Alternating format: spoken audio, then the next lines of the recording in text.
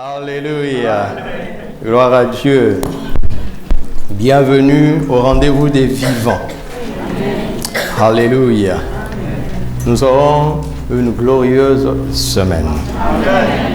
Parce que notre Dieu est vivant.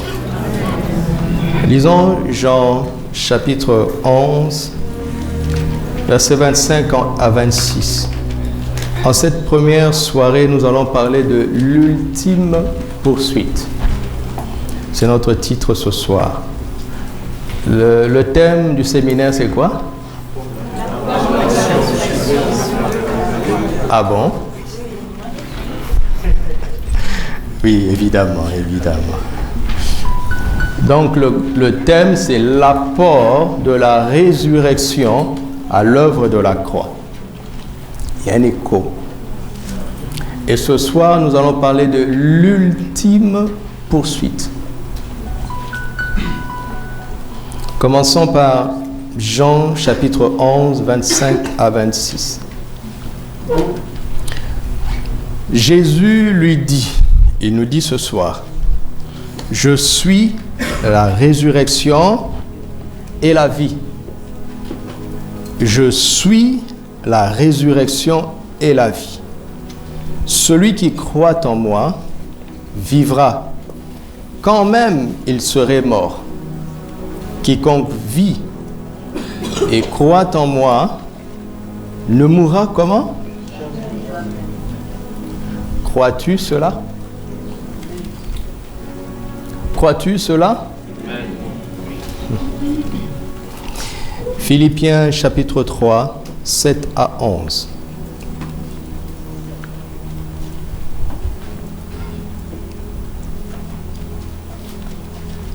Mais ces choses qui étaient pour moi des gains, je les ai regardées comme une perte à cause de Christ.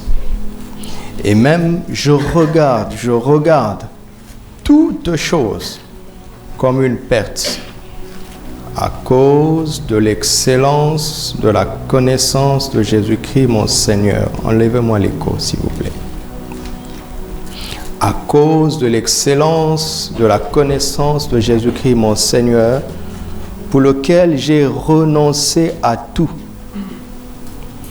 Et je les regarde comme de la boue, afin de gagner Christ et d'être trouvé en lui, non avec ma justice, celle qui vient de la loi, mais avec celle qui s'obtient par la foi en Christ. La justice qui vient de Dieu par la foi, afin de connaître Christ et la puissance de sa résurrection et la communion de ses souffrances, en devenant conforme à lui dans sa mort pour parvenir, si je puis, à la résurrection d'entre les morts. Amen. Alléluia. Nous voyons ce que Paul poursuivait ici.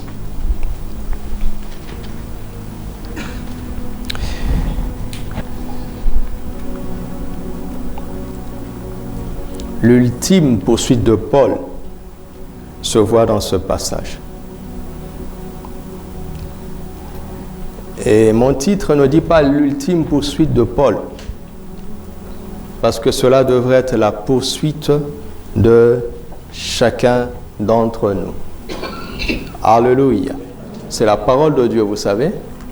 Nous lisons Philippiens 3 comme la parole de Dieu. C'était la prière de Paul. C'est devenu la parole de Dieu. Le Saint-Esprit a jugé bon de faire de ceci la parole de Dieu. Vous comprenez? C'était certainement des paroles qui étaient inspirées par le Saint-Esprit et qui ont été prononcées par un homme qui était soumis à l'Esprit de Dieu.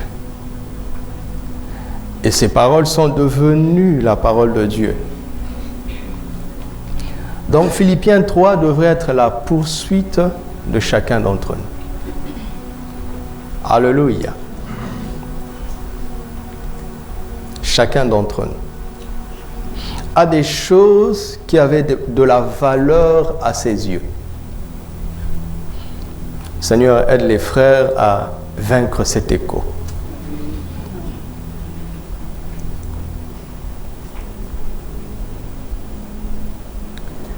Tout le monde a quelque chose qui représente pour lui un élément important.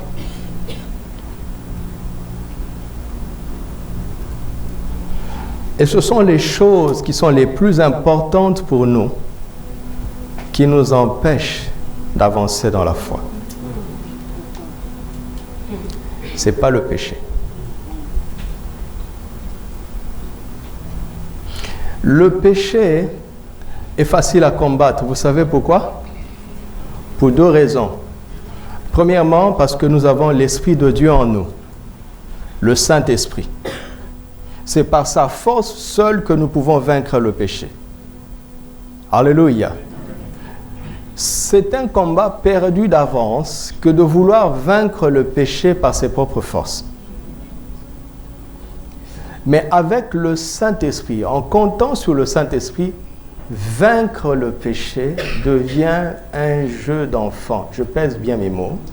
Ça devient un jeu d'enfant. Il y a quelqu'un qui croit à ça ce soir? On est faible que dans la mesure où l'on ne compte pas sur le Saint-Esprit.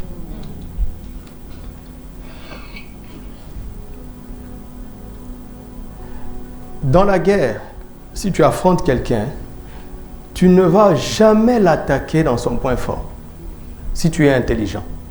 N'est-ce pas? Tu vas chercher son point faible. Et c'est justement pour cela que le diable rôde. Il cherche notre point faible. Et vous savez, quel est notre point faible? Spirituellement, notre point faible correspond à notre point fort naturel. Je suis simplement en train de communiquer avant d'entrer dans notre sujet. Paul a découvert que lorsqu'il est faible, c'est alors qu'il est comment?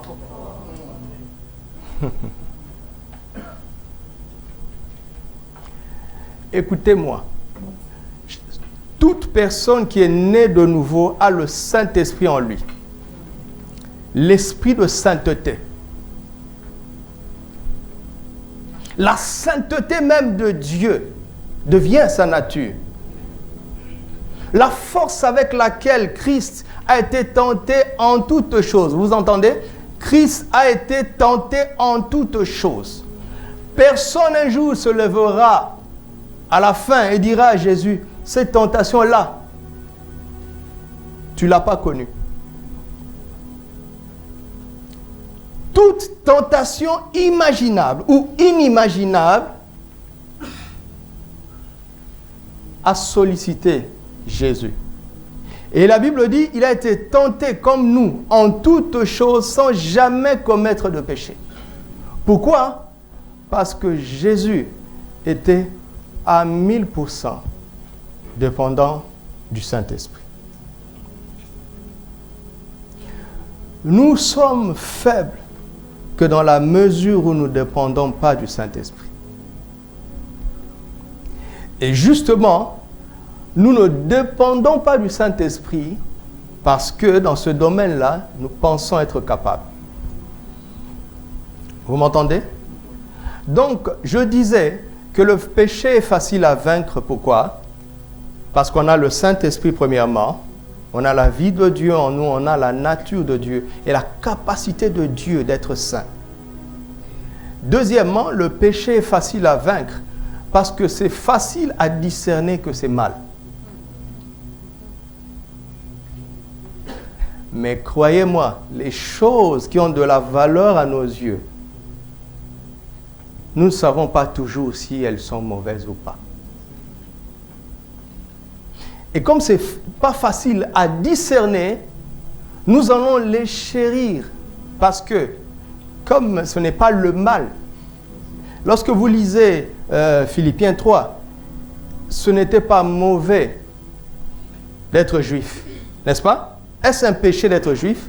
Au contraire, c'est une faveur extraordinaire. Ce n'était pas un péché d'être de la tribu de Benjamin, n'est-ce pas? Ce n'était pas a priori, vous voyez, j'ajoute a priori, ce n'était pas a priori un péché d'être pharisien, parce que le pharisien était un étudiant des Écritures. Mais ces trois choses sont devenues un péché quand Paul se rend compte que dans sa marche avec Christ, ces choses étaient devenues des sujets de fierté. Justement, les choses qui ne peuvent pas être taxées de prime abord comme étant un péché ou bien le mal, peuvent devenir un danger dans notre marche chrétienne, dans la mesure où elles deviennent notre fierté, une fierté plus grande que d'être en Christ. Ça peut être ton diplôme d'ingénieur ou de médecin. Ça peut être ton éloquence, tu parles bien. Et quand il s'agit de rendre témoignage de Jésus, toi tu trouves les bons mots. Et l'autre frère n'arrive même pas à aligner 3 phrases. Parler bien français, est-ce mal? Mais si ça devient ton sujet de fierté, voilà le problème. Ça devient un frein dans la marche chrétienne. Ça peut être les talents que vous avez.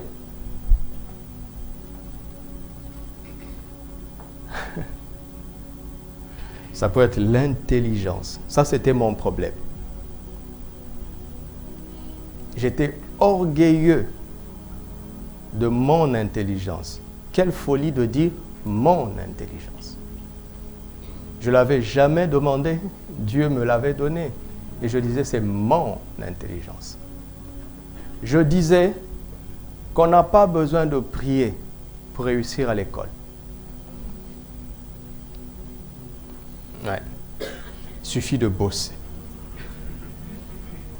Ah ouais.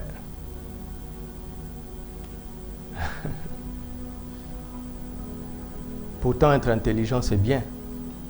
Mais toute chose qui devient pour toi un sujet de gloire plus important que Jésus, ça devient un piège dans la croissance, dans la marche avec Christ.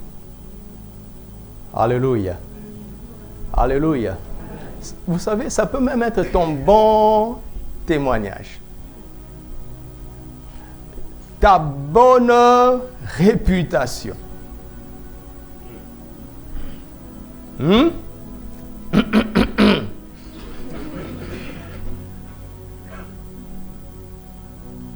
Tu as un CV propre dans le passé.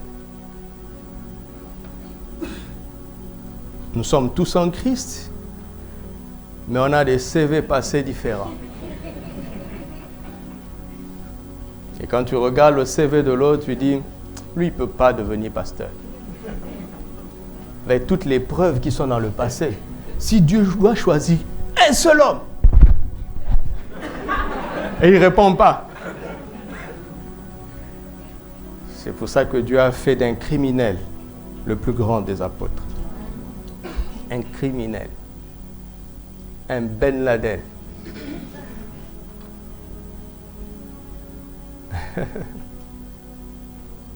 Ça peut être même tes belles prédications. Vous savez quoi? Ça peut même être ton obéissance. Tu as vraiment obéi à Dieu, n'est-ce pas? Et tu as fait ce qu'il t'a demandé. Et Dieu s'est glorifié. Mais tu deviens en danger. Pourquoi? Parce que tu commences à dire, parce que j'ai fait exactement ce qu'il m'avait dit. Où est la grâce dans tout ça?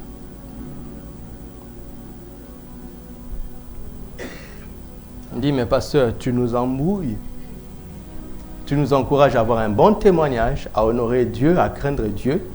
Et tu viens tout juste de casser tout ça. J'ai dit, oui, j'ai bien cassé ça.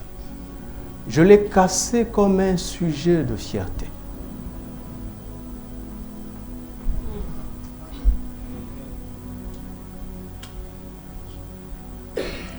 Pour aller loin avec Christ, si tu ne suis pas les Écritures, ça devient quelque chose de compliqué. Pas vrai? Mais les prédicateurs nous balancent. Parfois, ils emmènent un sujet comme ça. Il dit ça à fond. Et demain, il dit un sujet, il va à l'autre extrême à fond. C'est difficile. Comment faire? C'est difficile tant qu'on ne s'appuie pas sur les Écritures. Et qu'on se fixe plusieurs bonnes idées qui viennent pourtant de la Bible. Mais attention, parce qu'on court le risque d'être conduit par des bonnes idées et plus par les Écritures. Alléluia. Amen. Et ces choses qui étaient pour lui des gains, il les a regardées comme une perte. À cause de qui? De Christ. On dit bravo Paul, bravo. Il dit attention, c'est pas fini. Il dit et même je considère toutes choses comme des pertes.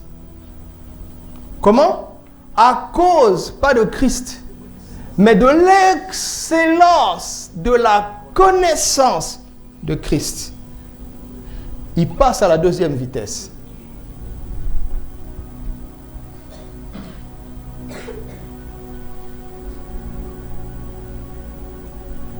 Pour lequel j'ai renoncé à tout. Et je les regarde comme de la boue, afin de gagner Christ. Il passe à la troisième vitesse. On dit bravo Paul, bravo. Il dit écoute, c'est pas fini. Et d'être trouvé en lui, non avec ma justice, celle qui vient de la loi, mais avec celle qui s'obtient par la foi en Christ, la justice qui vient de Dieu par la foi. Si on ne comprend pas bien, on peut commettre l'erreur de penser que jusque-là, Paul n'a pas connu la justification par la foi.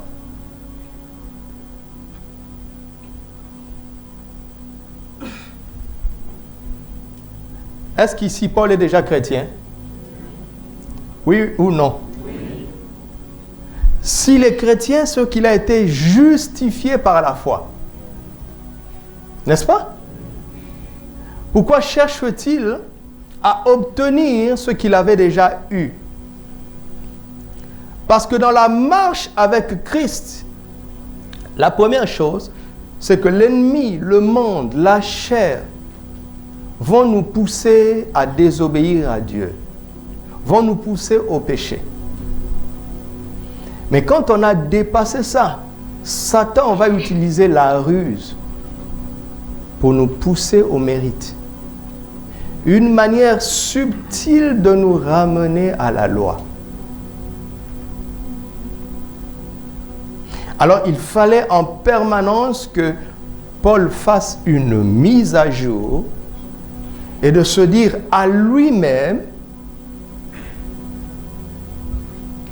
que Dieu l'approuve simplement par la foi. Il n'y a aucun mérite à cela. Alléluia. Un jour, je parlais avec un frère qui m'était proche à l'époque. Un garçon zélé dans l'œuvre de Dieu. Zélé, un bon garçon. Un bon garçon, un garçon sérieux dans la vie. Et il est passé par un certain temps difficile. Et pendant ce temps, ils étaient en train de préparer, on appelait ça une action évangélique. Un peu comme le concert que vous avez eu dernièrement. Comment c'était? Vous ne m'avez pas invité. Non. Et le matin, Ils se sont rendus compte qu'il y avait un problème avec les instruments. Bon, bref, je ne connais pas les détails, donc pour ne pas dire de fausseté, je m'arrête là. Et que la situation s'est faite telle qu'ils avaient besoin d'argent d'urgence. Et c'est le même jour où son père lui a envoyé de l'argent après plusieurs mois sans l'aider. Et le montant correspondait exactement à ce qu'il fallait pour sauver l'action évangélique. Devinez ce qu'il a fait. Qu'est-ce qu'il a fait? Il a fait quoi? Exactement. Il a tout pris et il a donné à l'œuvre de Dieu. Le lendemain, on lui a offert un ordinateur. Et il a pris la parole et dit, c'est à cause de ce que j'avais fait que Dieu m'a récompensé. Vous êtes troublés, hein? Si Dieu doit attendre, c'est quoi la suite? Pourquoi vous riez? J'allais dire quoi? Il y a une connexion Wi-Fi au début, très très bien. Que Dieu vous bénisse. Alors la question c'est, où est la place du don? Où est la place des dîmes? Où est la place des semences? Ça a toute sa place. Comme des actes de reconnaissance, des actes de foi et de témoignage d'amour. Amen. Si tu n'entres pas dans cette dimension de la foi, tu t'essouffleras sur la route. Si tes semences sont des échanges, tes dîmes sont des échanges, tu t'essouffleras sur la route. Je te promets que tu vas t'essouffler. Mais attention, nous devons être scripturaires. Dieu a promis que si on le met à l'épreuve, n'est-ce pas?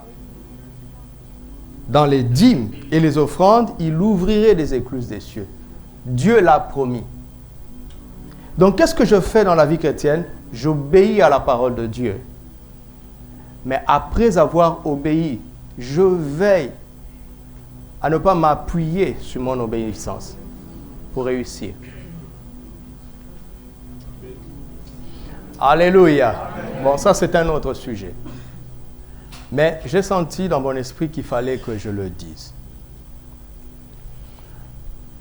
Bravo Paul, jusque-là, il dit non, non. Vous savez, pour abandonner quelque chose, il faut poursuivre autre chose.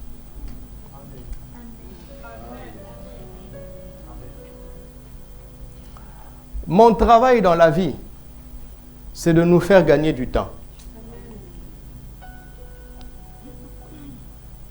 Il ne faut pas abandonner pour rester neutre. Tu reviendras à ton vomi. Alléluia.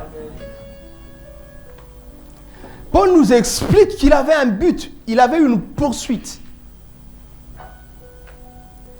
Et c'est parce qu'il poursuivait cela qu'il avait, je vais parler le français d'aujourd'hui, l'énergie pour abandonner ce qui l'alourdissait. Et le problème dans la foi aujourd'hui, c'est que nous n'avons pas de but. Des buts scripturaires. Je ne parle pas de tes ambitions auxquelles tu as donné le nom religieux de destinée. Je vais atteindre ma destinée en Christ. Je dis, ah bon? Et c'est quoi ta destinée en Christ? Et quand tu listes le contenu de ta destinée, je ne vois que des ambitions personnelles. Nous devons voir dans les Écritures ce qu'il a mis devant nous. Y croire et le poursuivre. C'est là que tu sais que tu ne te trompes pas. Parce que envisager d'avoir beaucoup d'argent peut être bien pour tel et mal pour l'autre. Mais aujourd'hui, on a envoyé ça à l'église pour tout le monde. Vous savez, s'il vous plaît, Dieu a besoin d'argent, s'il vous plaît. On a des prédicateurs mendiants. S'il vous plaît, aidez Dieu, il souffre, il est limité. Et la foi pour avoir beaucoup d'argent, parce que Dieu ne s'en sortira pas sans vous. On a réécrit Jean 15. Jésus a dit, sans moi, vous ne pouvez rien faire. Il n'a pas dit l'inverse. Vous m'entendez? Et on voit des messages qui sont en fait inspirés par la cupidité. Et ça appâte les gens qui sont pleins de cupidité. Et ils maquillent ça par la soi-disant libéralité. Oh pasteur, moi je veux être riche pour financer la mission. Non. Non. Dieu n'a jamais demandé à ce qu'on soit riche pour financer la mission. Il a demandé à chacun de donner selon ses moyens. Parce qu'il est celui qui multiplie. Vous imaginez ce jour-là, si dans la foule, le jeune homme avait dit, je n'ai que 5 pains et 2 poissons, ce n'est pas assez. Il faut que j'ai une industrie de pêche et une boulangerie extraordinaire pour nourrir la foule. On allait attendre combien de temps? Quelqu'un m'entend? L'œuvre de Dieu ne va manquer de rien. Si tu donnes ton 5 dirhams, ton 10 dirhams, ton 15 dirhams, et ton 10 000 dirhams, ton 15 000 dirhams, ton 100 000 dirhams. Si tu dis, je veux avoir beaucoup d'argent pour financer la mission, je comprends tout de suite que maintenant tu ne donnes pas. Je viens de vous livrer un secret. Comment je découvre les gens. Mais je vais trouver autre chose. Je vous connais. Tu sais, je vous dis ça souvent. Quand tu es plein de la parole, tu ne deviens pas prophète. Non. Parce qu'on ne choisit pas de devenir prophète. Le ministère, c'est Dieu qui le donne. On n'a jamais dit d'aspirer à un ministère. Aspire au don. Tu as beau aspirer à un ministère, si ce n'est pas ton appel, si tu n'es pas né pour ça, Dieu ne t'y établira jamais. Mais quand on est rempli de la parole, on devient prophétique. Amen. On voit... Ta sensibilité spirituelle est tellement aiguisée que tu entends ce que les gens ne disent pas. Au-delà de leurs mots, tu entends le cœur.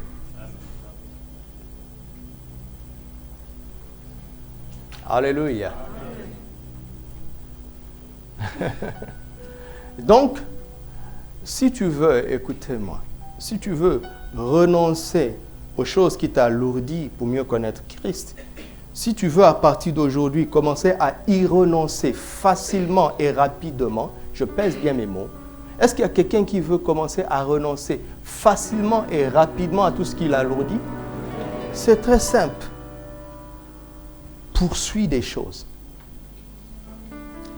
Mon ami, si tu es étudiant, si tu as un examen en décembre, quand ça caille là, et que tu dois te réveiller tôt pour bosser et aller à l'école, si tu commences à avoir l'impression que c'est difficile, ne prie pas pour que Dieu te donne le courage de bosser, d'aller à l'école. Ça, c'est une prière des enfants. Qu'est-ce que tu envisages avec cette étude? Si tu poursuis quelque chose avec tes études, tu vas bosser. Que tu en aies envie ou pas, tu vas bosser. Alléluia. Quand on te donne un médicament du palu, chez nous on dit la malaria, qui est amer, si tu envisages la guérison, tu le bois. N'est-ce pas? Si tu envisages la guérison, tu vas te livrer chez un boucher, appelé médicalement un chirurgien, pour qu'il te coupe, n'est-ce pas? Après, tu sais que tu vas avoir des douleurs. Mais où est le problème? Tu envisages la guérison. On dit que la femme, quand elle entend famille, elle éprouve beaucoup de douleurs. Mais elle endure cela pourquoi? À cause de la joie de l'enfant qu'elle va donner. Donc à cause de ça, elle cherche à concevoir. Alors qu'elle sait que la douleur, l'accouchement va être difficile, douloureux. Mais la poursuite de l'enfant banalise la douleur. Vous m'entendez? Je suis en train de vous montrer comment arrêter d'être charnel. Si tu entends d'avoir envie pour prier, tu n'iras pas loin. Mais si tu poursuis quelque chose, si tu as compris ce que la prière apporte, quand tu as envie, tu prieras. Quand tu n'as pas envie, tu diras à ton corps, moi je vais prier, alors tu me suis. C'est moi le chef ici. Je pars prier et tu me suis. Je vais à l'église et tu me suis. Je vais à l'école et tu me suis. Je vais au travail et tu me suis. Vous m'entendez? Et Paul poursuivait 3 choses. La première, c'était quoi? La toute première, c'est quoi? Non.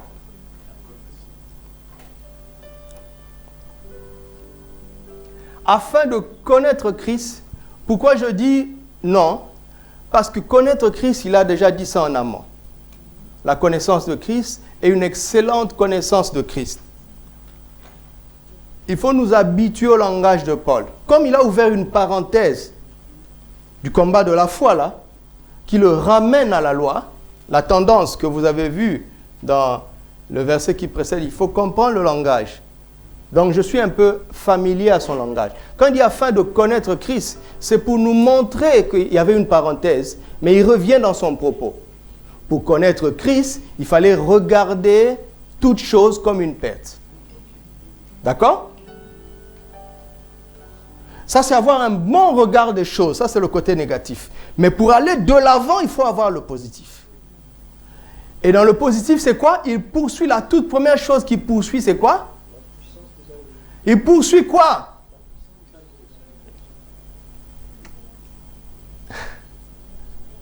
Eh bien, j'attends que vous trouviez.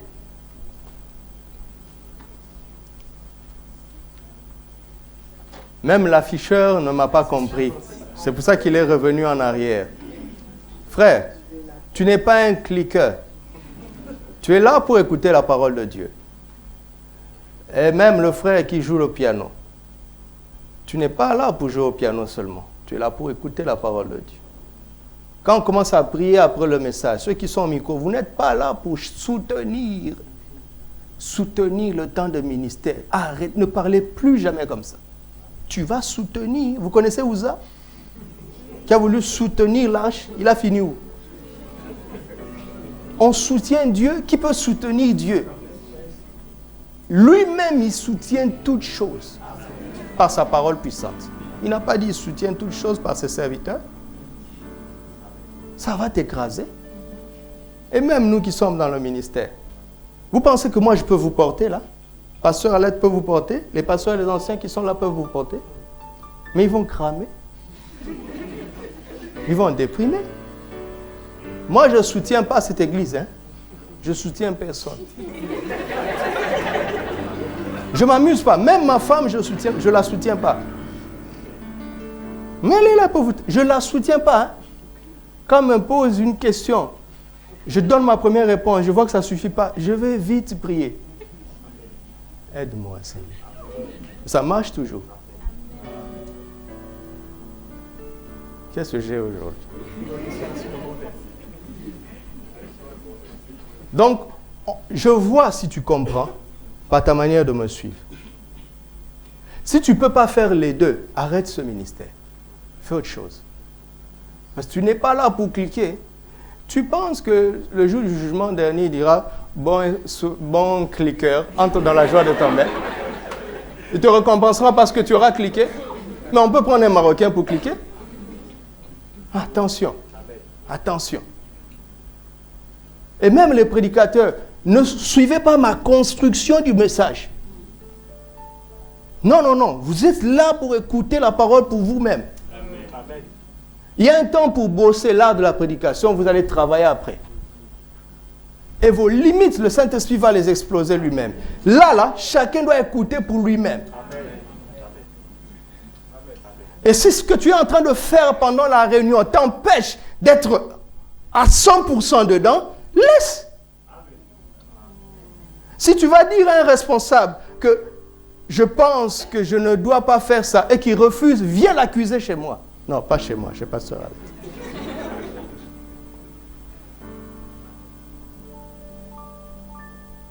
C'est comme ça qu'on ira de l'avant.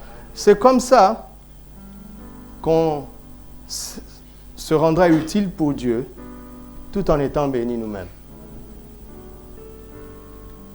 C'est comme ça qu'on aidera les autres tout en étant sauvés à la fin. Écoutez, Paul dit, je traite durement mon corps. Je le tiens assujetti. Pourquoi? De peur qu'après avoir prêché aux autres, je ne sois rejeté. Est-ce que vous savez que Dieu est capable de te rejeter tout en te disant merci parce que celui-là est dedans grâce à toi, mais bye bye. Mais Dieu est comme ça. Pourquoi Dieu est comme ça? Parce que s'il n'y avait pas sa grâce, qui peut faire quelque chose? En réalité, tout ce que nous faisons, c'est sa grâce.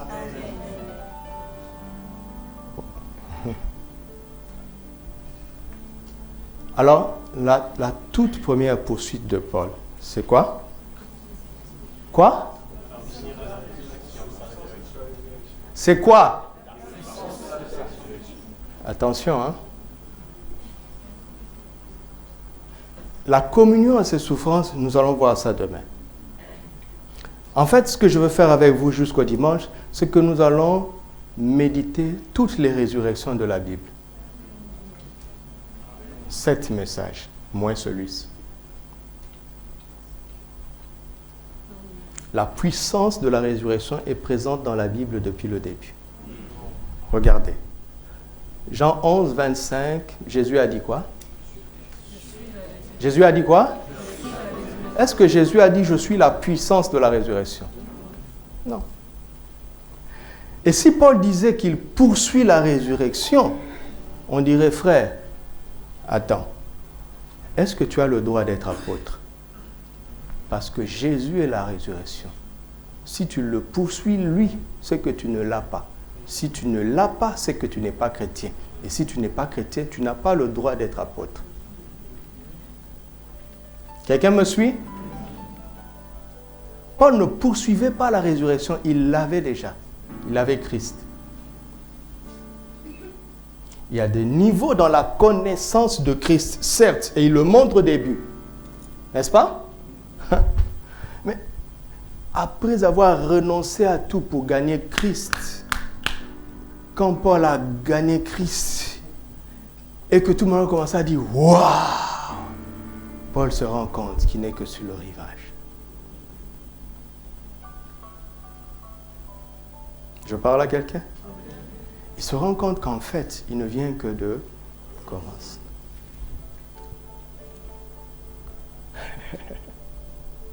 Waouh! Alors il dit, ok, courage mon ami. Deuxième round. Et là maintenant, il a Christ qui est la résurrection. N'est-ce pas? Maintenant, il poursuit quoi? La puissance de la résurrection, c'est-à-dire quoi? Si Christ est la résurrection, la puissance de la résurrection, c'est quoi? Écoutez-moi.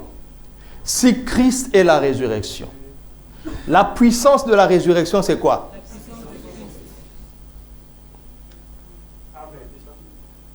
Il poursuit la puissance de Christ.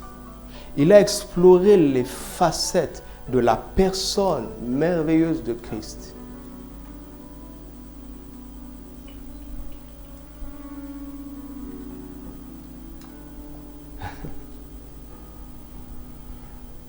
Il dit quoi?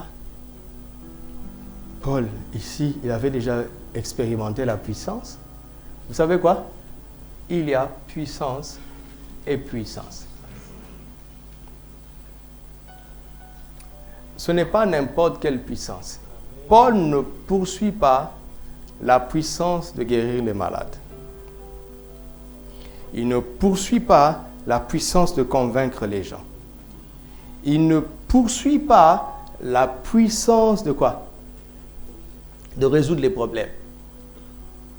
Il poursuit la puissance de la résurrection.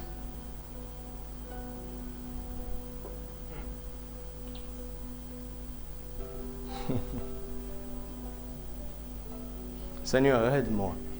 Aide-moi. Aide-moi à transmettre ce que tu m'as appris.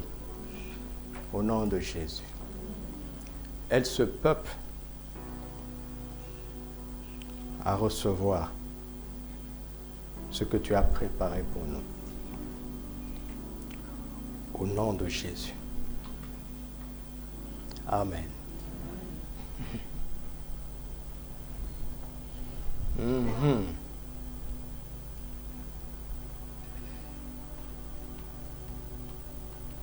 Nous allons lire un certain nombre de choses et ça va nous ouvrir l'esprit pour nous aider. Lisons Hébreux 6, 1 et 2.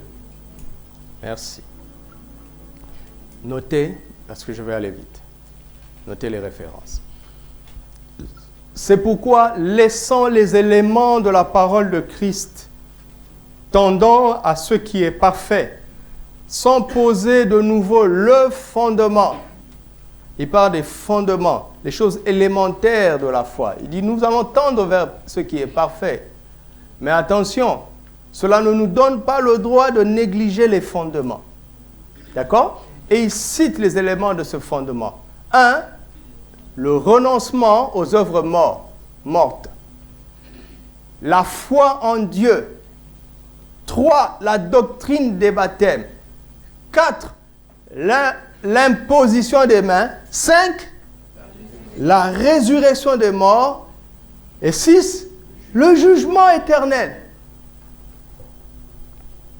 La résurrection de mort. Retenez ça. 1 Corinthiens 15. Nous allons faire une longue lecture. 1 Corinthiens 15 de 1 à 21.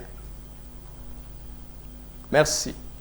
Je vous rappelle, frères, l'évangile que je vous ai annoncé, que vous avez reçu, dans lequel vous avez persévéré, et par lequel vous êtes sauvés, si vous le retenez tel que je vous l'ai annoncé. Autrement, vous auriez cru en vain. Je vous ai enseigné, avant tout, comme je l'avais aussi reçu, que Christ est mort pour nos péchés, selon les Écritures, pas selon les idées que nous nous faisons, pas selon les idées des prédicateurs. Vous m'entendez? Mais selon les Écritures, qu'il a été enseveli et qu'il est ressuscité le 3e jour, selon les Écritures, et qu'il est apparu à Céphas, qui est Pierre, puis aux 12. Ensuite, il est apparu à plus de 500 frères à la fois, c'est-à-dire en même temps. 500 personnes dans des endroits différents ont vu Jésus. En même temps. Ça, c'est la gloire du ressuscité. Et il y a une puissance derrière ça. Dont la plupart sont encore vivants. C'est-à-dire, je peux vous donner leur nom et leurs adresses. Vous pouvez aller les consulter et ils vont vous dire c'était vraiment, vraiment, vraiment, vraiment vrai. Mais quelques-uns sont morts. Ensuite, il est apparu à Jacques, puis à tous les apôtres. Après eux tous, il m'est aussi apparu à moi comme à l'avorton, car je suis le moindre des apôtres. Je ne suis pas digne d'être appelé apôtre parce que j'ai persécuté l'Église de Dieu. Par la grâce de Dieu, n'oublie pas la grâce. Je suis ce que je suis et sa grâce envers moi n'a pas été vaine. Loin de là, j'ai travaillé plus que tout, c'est la vérité. Mais, non pas moi toutefois, mais la grâce de Dieu qui est avec moi. Ainsi donc, que ce soit moi ou que ce soit eux, voilà ce que nous prêchons et c'est ce que vous avez cru. Or, si l'on prêche, écoutez, c'est là où ça devient intéressant. Or, si l'on prêche que Christ est ressuscité des morts, comment quelques-uns parmi vous disent-ils qu'il n'y a point de résurrection des morts? S'il n'y a pas de résurrection des morts, Christ non plus n'est pas ressuscité. Il est en train d'élucider une doctrine fondamentale de la résurrection des morts. Et il est en train de nous dire, Christ est ressuscité des morts pour valider cette doctrine. Et si Christ n'est pas ressuscité, notre prédication est donc vaine. Donc tout ce que je veux dire jusqu'au dimanche, si vous ne croyez pas, tout le séminaire se multiplie par 0 pour vous. La puissance de la résurrection ne va rien vous apporter. Allons-y. Il se trouve même que nous sommes des faux témoins à l'égard de Dieu, puisque nous avons témoigné contre Dieu qu'il a ressuscité Christ, tandis qu'il ne l'aurait pas ressuscité des morts, et qu'il ne l'aurait pas ressuscité. Si les morts ne ressuscitent point, car si les morts ne ressuscitent point, Christ non plus n'est pas ressuscité. Et si Christ n'est pas ressuscité, votre foi est vaine. Oh, quelqu'un me dit, mais pasteur, moi je crois que Christ est ressuscité. La puissance de la résurrection va nous aider. Parce que s'il n'y a pas de démonstration du fait que Christ est ressuscité dans nos vies, notre foi est vaine. C'est-à-dire notre foi est inutile. Elle est sans impact. C'est pour ça qu'il faut poursuivre la puissance de la résurrection. Parce que c'est elle qui va valider que je crois vraiment que Christ est ressuscité. Et si je crois vraiment, alors ma foi n'est pas vaine. Mais si je ne crois pas vraiment, alors ma vie chrétienne est vaine. En fait, il est en train de dire, tu auras été chrétien pour rien.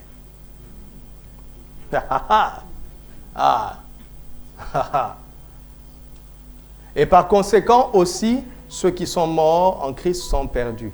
Si, écoutez, si c'est dans cette vie seulement que nous espérons en Christ, nous sommes les plus malheureux de tous les hommes. Pourquoi il dit ça? Parce que, à la croix, j'étais guéri de mes maladies. C'est pour la terre. Au ciel, on n'aura pas besoin de guérison. Vous savez ça, non? À la croix, il s'est fait pauvre, afin que par sa pauvreté, je sois enrichi. Tu fais bien de croire ça. Tu devrais continuer à le croire. Mais c'est pour la terre.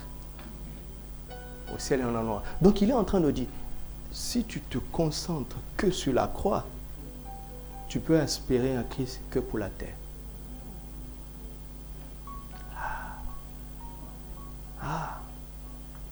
Et vous allez voir les gens qui vont mettre leur foi en action à partir de la croix et qui vont faire des choses. Continuons. Mais maintenant, Christ est ressuscité des morts. Il est les prémices de ceux qui sont morts. Car puisque la mort est venue par un homme, c'est aussi par un homme qu'est venue la résurrection des morts. Et comme tous meurent en Adam, de même aussi, tous revivront en Christ. Amen. C'est ça la doctrine de la résurrection des morts. La doctrine de la foi en Dieu dit que tous sont morts, privés de la présence de Dieu à cause du péché. Pour être rétabli, il faut simplement croire. Ça, c'est la doctrine de la foi. La doctrine de la résurrection est en train de nous dire, Christ n'est pas que mort. Il est aussi ressuscité. Tous sont morts en Adam, tous ressusciteront en Christ. Romains 4, saute le passage de Romains 3, lisons plutôt Romains 4, 24 à 25, qui est un passage étonnant. Je suis en train de lire des passages sur la résurrection parce que c'est sur ces passages que nous allons nous appuyer pour commencer notre poursuite, d'accord, de la puissance de la résurrection. Alléluia. Et c'est très important ce que je suis en train de faire. Regardez Romains 4, 24 à 25, il dit, « C'est encore à cause de nous à qui cela sera imputé, à nous qui croyons en celui qui a ressuscité des morts, Jésus-Christ, notre Seigneur. » Écoutez, lequel a été livré pour est ressuscité pour lequel a été livré pour est ressuscité pour lequel a été livré pour est ressuscité pour. Il est en train de faire une distinction entre la croix et la résurrection. La croix a la puissance d'absoudre nos offenses. D'accord? D'annuler, d'anéantir, d'effacer nos offenses. Elle s'arrête là. Qu'est-ce qui nous positionne dans la justification? Regarde, comment je vais faire. Si tu as une dette, ok? Si tu as une dette, ne serait-ce pas parce que tu manques? Hein? Normalement, celui qui a ne s'endette pas.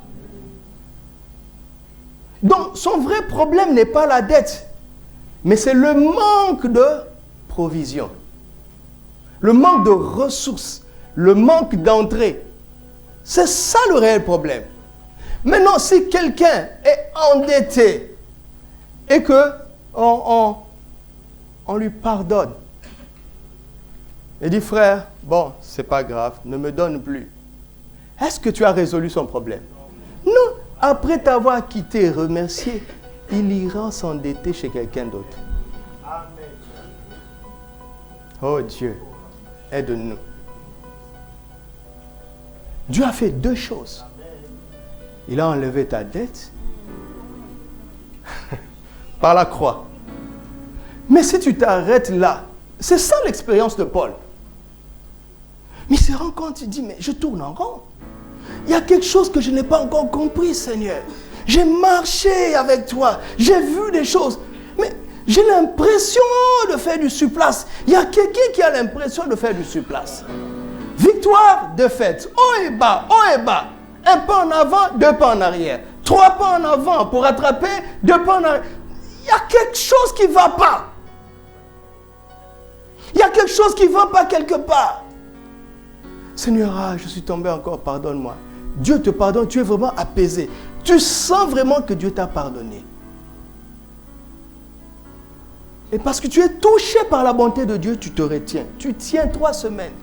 Parce que, non, tu dis, non, Dieu est trop bon. Je ne veux pas abuser. Tu es vraiment sincère. Mais après, tu tombes encore.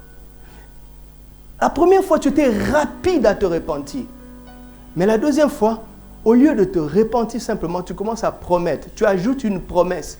Seigneur, pardonne-moi cette fois-ci. Et je te promets qu'il dit, arrête. Ne t'appuie pas sur tes promesses. Regarde à Jésus.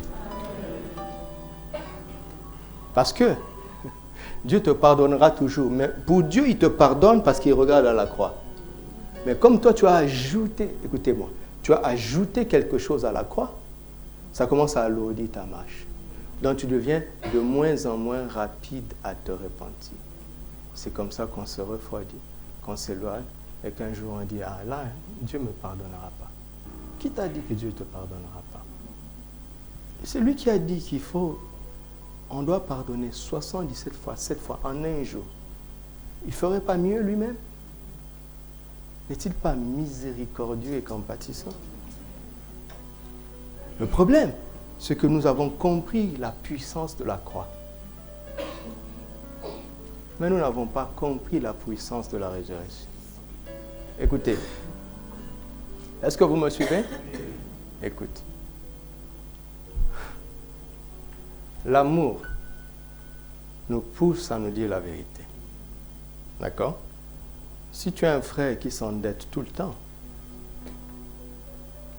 et que tu te rends compte qu'il ne vient plus s'endetter chez toi, réfléchis.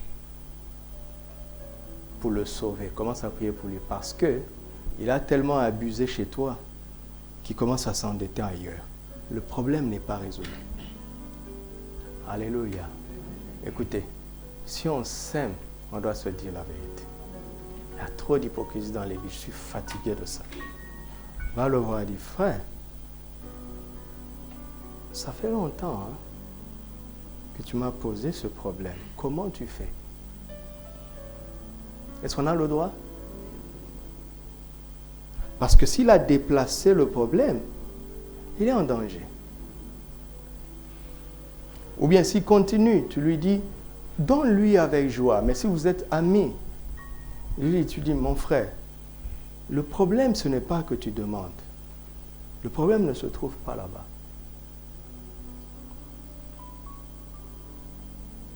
Je fais ça tout le temps avec les frères qui ont parlé, ceux qui m'approchent un peu. Je fais ça tout le temps avec eux. Je lui dis, mon frère, tu as 35 ans. D'accord? Tu es en danger. Je fais ça, non? Moi, je fais ça.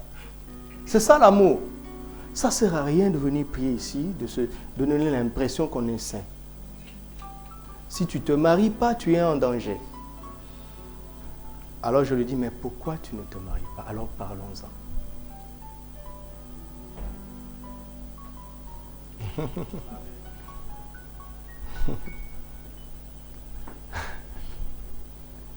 Si on ne cherche pas à expérimenter la puissance de la résurrection, on n'atteindra pas les sommets de Sion. Nous sortirons des profondeurs. La puissance de la croix va toujours nous ramener au point zéro. Ou bien aux bonnes choses de la terre. Alléluia. Amen. C'est un passage puissant. Continuons la lecture. Le passage suivant. Hébreux 2, 14 à 15. 14. Hébreux 2 d'abord, mon frère. Ah non, tu as raison. Hébreux 9. Merci. 15 à 18. Et c'est pour cela qu'il est le médiateur d'une alliance, afin que la mort étant intervenue pour le rachat des transgressions commises sous la première alliance, ceux qui ont été appelés reçoivent l'héritage éternel qui leur a été promis. Car là où il y a un testament, il est nécessaire que quoi?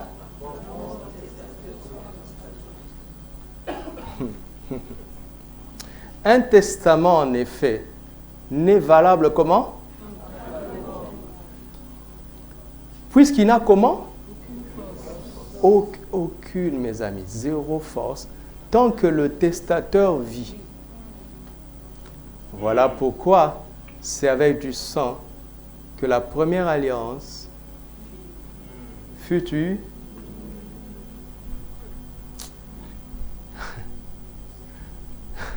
J'aurais aimé vous avoir pendant 5 heures.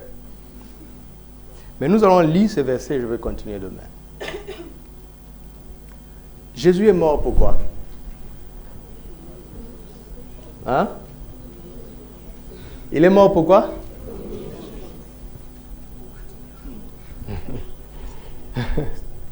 Jésus est mort pourquoi? Hé, vieux chrétien. Soudain, tu n'es plus sûr de toi.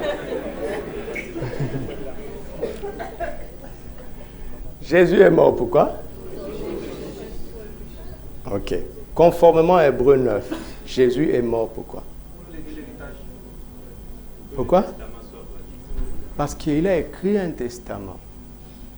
Et il a dit, vivement ma mort, pour qu'il prenne part. Pourquoi? Parce que tant qu'il n'est pas mort, son testament n'a aucune force. Qu'est-ce que cela veut dire? Cela veut dire que le diable peut dire, je sais que tu veux ça pour eux. Je sais que c'est écrit.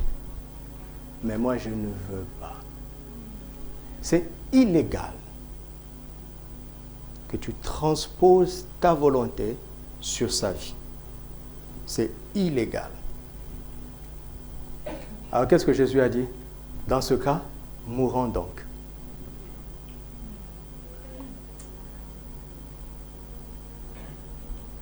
Maintenant, quand on meurt, ayant laissé un testament, qu'est-ce qui se passe? Et il y a quelqu'un mandaté par la loi qui s'appelle l'exécuteur testamentaire,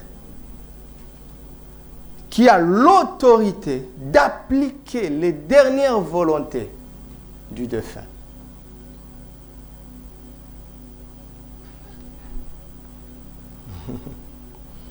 Maintenant, admettons que ce frère est un homme immensément riche. Lève-toi. Les deux frères se lèvent aussi. Que les deux autres frères sont ses fils. Qu'est-ce qu'il y a? Ils se rendent compte qu'ils ne se ressemblent même pas eux-mêmes. Et que monsieur a écrit son testament et qu'il a donné la plus grande part à celui-ci. Mais l'autre, qui est un fouineur, du vivant de son père, rangeant le bureau de papa et en fouiné, se rendit compte que 80% revenaient au premier. Et le troisième frère se lève. Et le troisième frère est l'exécuteur testamentaire. Mais il est le pote de celui-là. Vous me suivez? Alors, il s'en va, on n'en ait pas peur. Il est là encore pour longtemps. Et eux, ils font un deal. Il fait un deal avec son ami, l'exécuteur. Il lui dit, si tu inverses, tu changes juste de nom. Tu vois? Normalement, j'ai 20%, lui, il a 80%. Tu changes juste de nom. D'accord? Dans les 80%, on va faire 40-40. Tape. Il se tape. Et le fameux jour, l'exécuteur fait son travail avec ses grosses lunettes. Mais monsieur revient à la vie.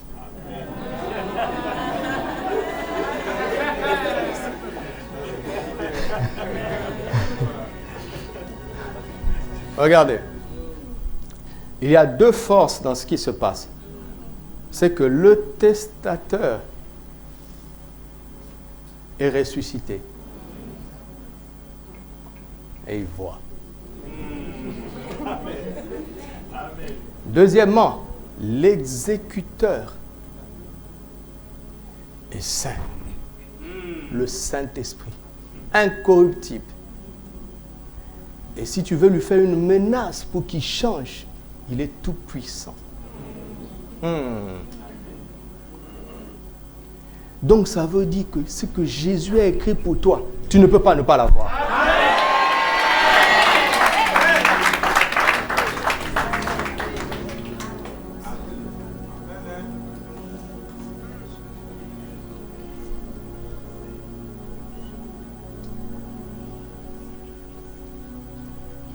Le Saint-Esprit a la puissance de te le donner. Mais si lui n'est pas mort, c'est illégal.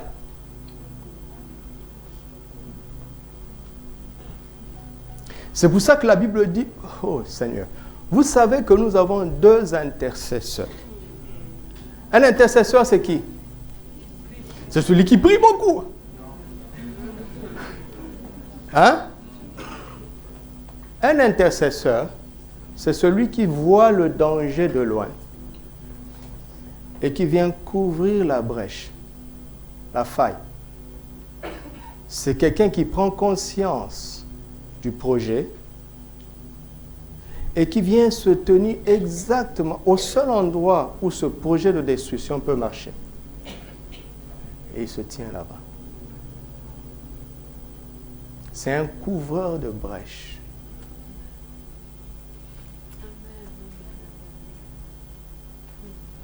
Deuxièmement, un intercesseur, c'est celui qui s'expose pour le bien de celui qui protège. Vous connaissez les gardes du corps? Les gardes du corps des autorités sont formés pour prendre la balle et mourir à la place de celui qui protège.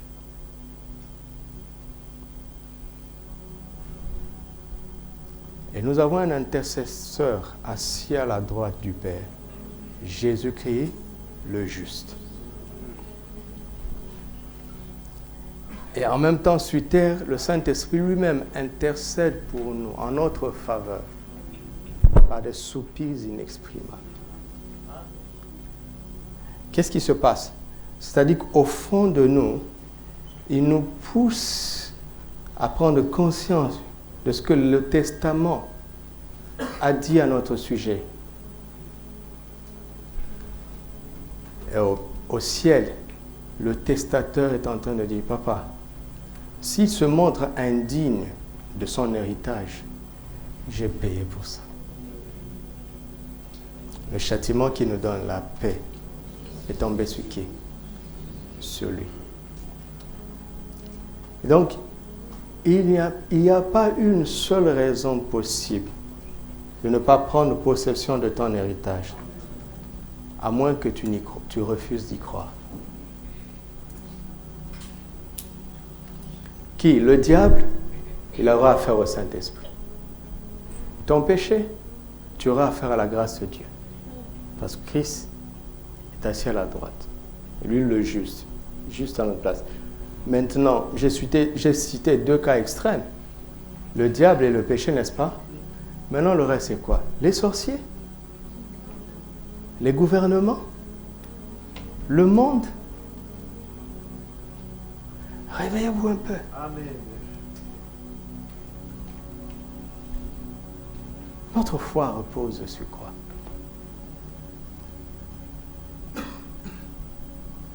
Nous allons lire deux autres passages et je vais m'arrêter là. Je n'avais pas prévu que la réunion se passe comme ça ce soir. Mais demain, on va chanter « Il est vivant ». Il y a l'onction sur cette chanson pour ce séminaire. Hébreux 2, est-ce que vous sentez que nous pouvons nous arrêter simplement à écouter la parole et à rentrer calmement à la maison? Vous sentez ça, non? Voilà. Hébreux 2, 14 à 15. Ainsi donc, puisque les enfants participent au sang et à la chair, c'est-à-dire la vie naturelle, il y a également participé. Dans quel but? Afin que par la mort, il fit quoi? Il anéantit quoi? Celui qui a la puissance de la mort, et il explique, c'est-à-dire qui? Et qu'il délivra tous ceux qui, par la crainte de la mort, étaient toute leur vie retenus retenus par le diable.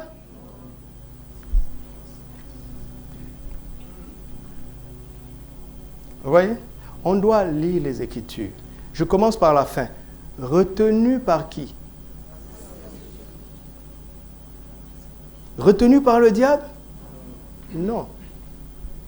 Parce que s'il dit qu'ils sont retenus par le diable, ça force ce qu'il a dit au début. Parce que par sa mort, il a déjà anéanti celui qui a la puissance de la mort. Oh, est-ce que quelqu'un reçoit ça? Et il précise, qui a la puissance de la mort? Le diable. Et il a anéanti comment? Par sa mort. Donc là, on parle de la croix. Qu'est-ce que cela veut dire? Qu'est-ce qui s'est passé à la croix? Qu'est-ce qui s'est passé à la croix? Je pose une question. Qu'est-ce qui s'est passé à la croix? Tu dois le confesser. Qu'est-ce qui s'est passé à la croix?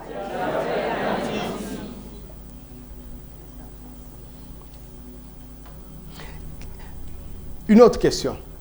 Est-ce que Jésus est mort? Et quelle est l'implication de sa mort?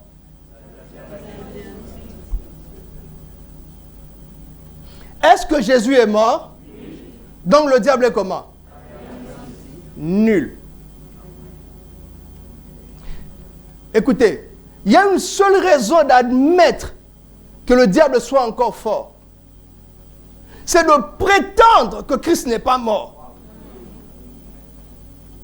Est-ce qu'il y a quelqu'un ici? Est-ce qu'il y a une personne dans l'église du monde entier qui peut se lever et me dire que Christ n'est pas mort? Est-ce qu'il y a quelqu'un qui peut dire ça et qui se dise chrétien et qui appartient à l'église?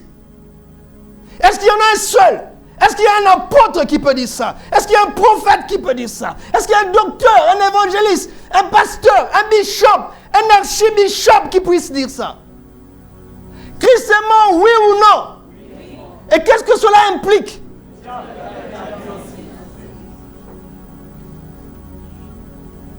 Mais regardez. Pourquoi on remet le diable comme un facteur dans l'histoire? Parce qu'on a confondu le diable à la servitude. Ce que la mort n'a pas résolu, c'est la servitude. C'est pas le diable. La croix n'a pas anéanti la servitude. La croix a anéanti le diable. Mais la servitude est restée. Question. Pourquoi Jésus n'a pas annulé la servitude par sa mort? Parce qu'il sait que le problème de la servitude, c'est quoi? Lisez. Avant.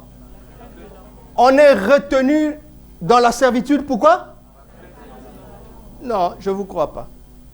On est retenu dans la servitude par le diable. Non, je ne vous crois pas. On est retenu dans la servitude par quoi? Est-ce par le diable? Non!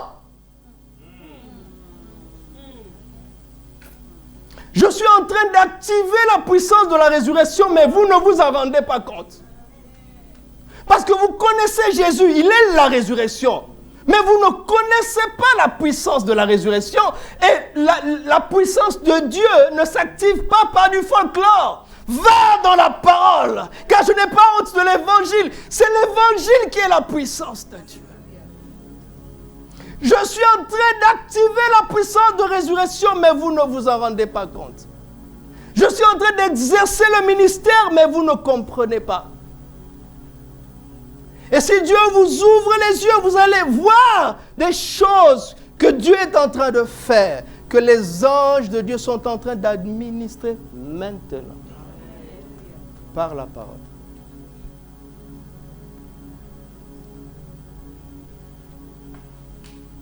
Notre problème, c'est quoi? La crainte de la mort. C'est tout. Question.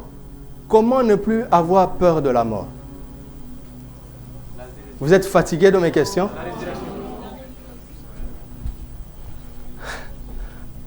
Je repose la question. Comment faire pour ne plus avoir peur de la mort? Quoi?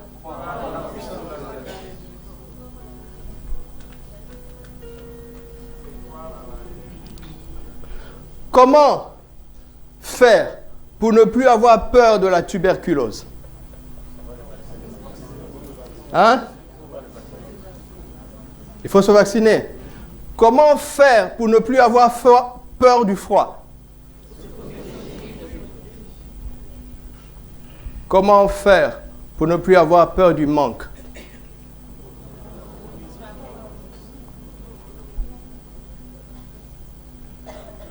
Celui qui détient la puissance de la résurrection n'a pas peur de la mort. C'est étonnant comment les chrétiens ont peur de la mort. Mais ça ne m'étonne plus depuis quelques jours.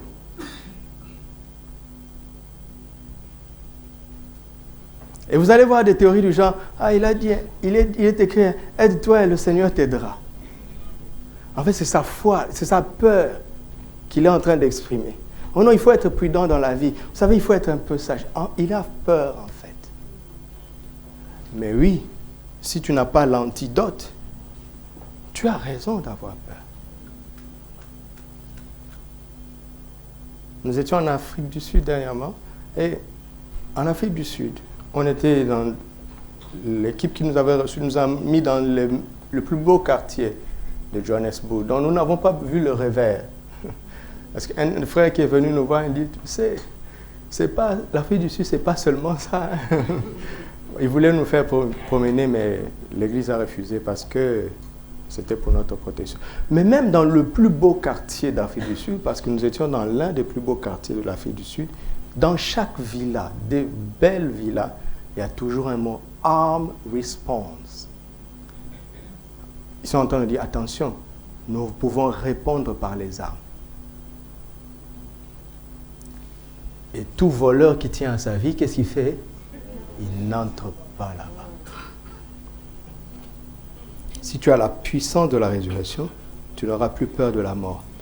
Et parce que tu n'as plus peur de la mort, aucune servitude ne peut te retenir.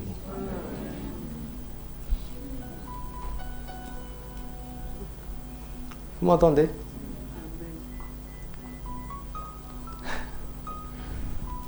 Vous savez comment le diable réussit? Je veux m'arrêter là. Lui, il est déjà vaincu. Mais ça, je vais vous le montrer le samedi. Mais il crée des systèmes d'asservissement qui appâtent ceux qui ont peur de la mort.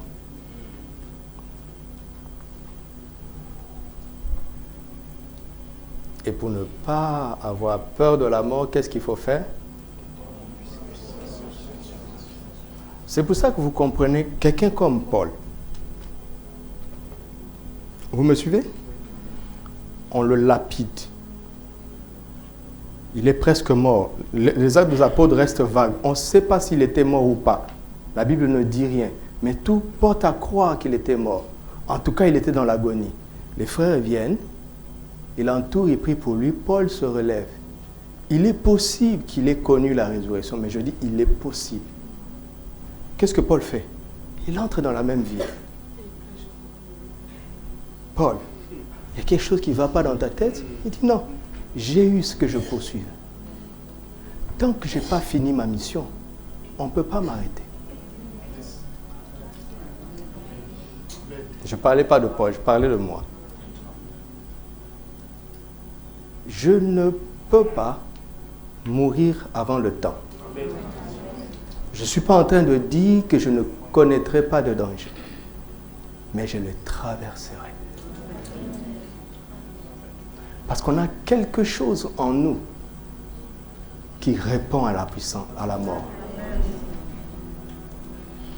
Et c'est ce que Dieu a voulu déposer entre tes mains, Église, afin que tu sois free, libre de toute servitude. Alléluia.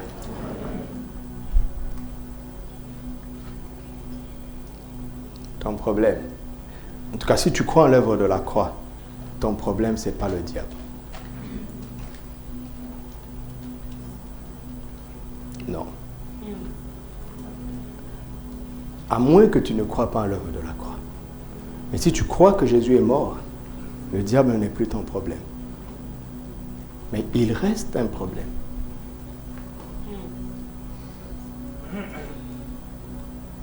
Et ce problème serait la crainte de la mort. Et pour ne plus avoir peur de la mort, il faut connaître la puissance de la résurrection. Alléluia. Baissons nos têtes et rendons grâce à Dieu.